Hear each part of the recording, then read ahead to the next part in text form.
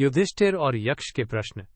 नमस्कार दोस्तों, आपका स्वागत है हमारे खास पॉडकास्ट में महाभारत सदाबहार कहानियां बच्चों और बड़ों के लिए।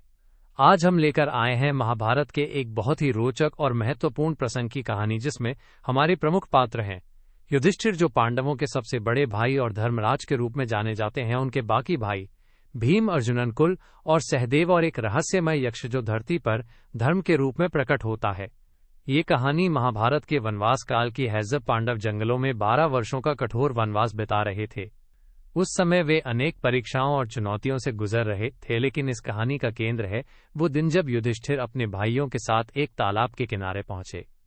इस तालाब के पानी से पीना उनके लिए मना था, परंतु उनकी लालसा के कारण बड़े भाई भीम, फिर अर्जुनन कुल और सहदेव एक एक करके पानी पीने गए और एक के बाद एक वे बेहोश होकर गिर पड़े। अब युधिष्ठिर अकेले थे, उनके सामने एक गहरा संकट।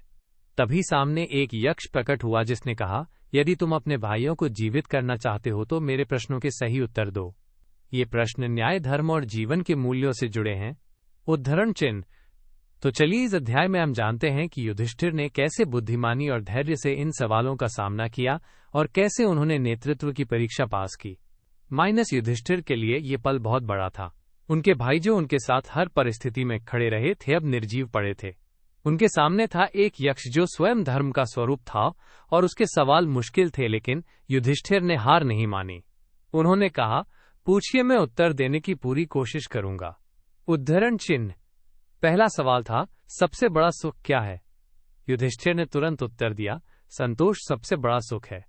जब मन संतुष्ट होता है तब इंसान की सारी इच्छाएं शांत हो जाती हैं। उद्धरण चिन्ह। यक्ष मुस्कुराया और बोला, बहुत अच्छा। अगला सवाल, सबसे बड़ा धन क्या है? युधिष्ठिर ने कहा, धन से बड़ा धन है धर्म। धन का सही उपयोग तभी होता है जब वह धर्म की राह पर हो। उद्धरण चिन्ह। यहाँ युधिष्ठिर ने सिर्फ सही उत्तर नहीं दिया, बल्कि उन्होंने बताया कि जीवन में धन का सही महत्व क्या है। फिर यक्ष ने पूछा, सबसे बड़ा पाप क्या है? युधिष्ठिर ने कहा, अहंकार सबसे बड़ा पाप है। जब अहंकार मनुष्य को अंधा कर देता है तब वो अपने और दूसरों के लिए दुख का कारण बनता है। उद्धरण चिन्ह। यक्ष ने सिर हिलाया और कहा, तुमने सही कहा। अब आखिरी सवाल, धर्म क्या है? ये सवाल सबसे गहरा था। युधिष्ठिर ने ध्यान से कहा, धर्म वह मार्ग है जो सत्य, न्याय और सदाचार को दर्शाता है। लेकिन धर्म केवल नियमों का पालन नहीं, बल्कि परिस्थिति और विवेक से सही निर्णय लेने की क्षमता है। यही असली धर्म है। उद्धरण चिन्ह। यक्ष ने प्रसन्न होकर कहा, तुमने न केवल सवालों का सही उत्तर दिया, बल्कि जीवन की गहराई समझी है। इसलिए अपने भाइयों को जगाओ। उद्धरण चिन्ह। जैसे ही युधिष्ठिर ने ऐसा कहा, उनके भाई होश में आए। वे सब उठ खड़े हुए और फिर से साथ मिलकर अपनी यात्रा जारी रखी। दोस्तों, इस कहानी से हमें क्या सीख मिलती है? युधिष्ठिर की बुद्धिमानी और धैर्य इस बात का उदाहरण है कि मुश्किल समय में संयम और समझदारी से काम लेना कितना जरूरी है। जब नेतृत्व की परीक्षा आती है तब सिर्फ ताकत या बहादुरी ही नहीं, बल्कि विवेक और नैतिकता की भी बड़ी भूमिका होती है। धर्म का मतलब केवल नियमों का पालन नहीं, बल्कि सही और गलत में फर्क करने की क्षमता है।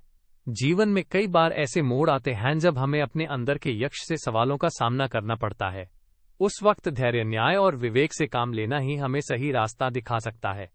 आशा करता हूं आपको ये कहानी पसंद आई होगी। अगली बार फिर मिलेंगे महाभारत की किसी नई रोचक और ज्ञानवर्धक कहानी के साथ। तब तक के लिए अपने अंदर के युधिष्ठिर को जगाए रखें और हमेशा धर्म के मार्ग पर चलें। धन्यवाद।